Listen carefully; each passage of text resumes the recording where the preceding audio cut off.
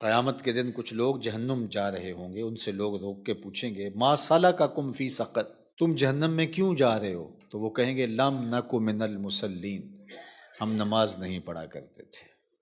تو اس لیے 5 گانا نماز یہ شعار زندگی بنا لیں۔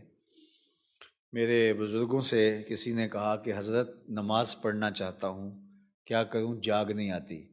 تو فرمانے لگے ارادہ پختہ ہو تو نیند نہیں آتی، عزم مصمم ہو۔ بلکہ آگے ایک بات فرماتے تھے کہ صبح سبزی منڈی جانا ہو تو جاگ آ جاتی ہے، صبح کچہریوں میں تاریخ ہو تو جاگ آ جاتی ہے، نماز کے لیے نہیں آتی۔ جج کے سامنے پیش ہونا ہو تو جاگ آ جاتی ہے، تمہیں رب کے سامنے پیش ہونے کے لیے جاگ نہیں آتی۔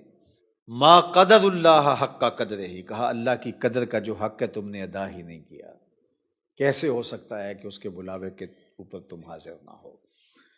تو فرمایا حافظوا علی الصلوات، نمازوں کی محافظت کرو، والصلاۃ الوسطی، خاص طور پہ درمیانی نماز۔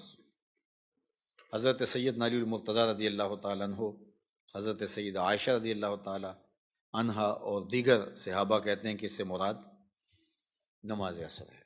وقوموا للہ قانتین، اور اللہ کے حضور فرما بردار بن کے کھڑے ہو جاؤ، مطیع بن کے، عاجز اس کے حضور، انکساری کے پیکر بن کے، حکم کو بجا لانے کے لیے، تعمیل ارشاد کے لیے اس کے حضور تم کھڑے ہو جاؤ۔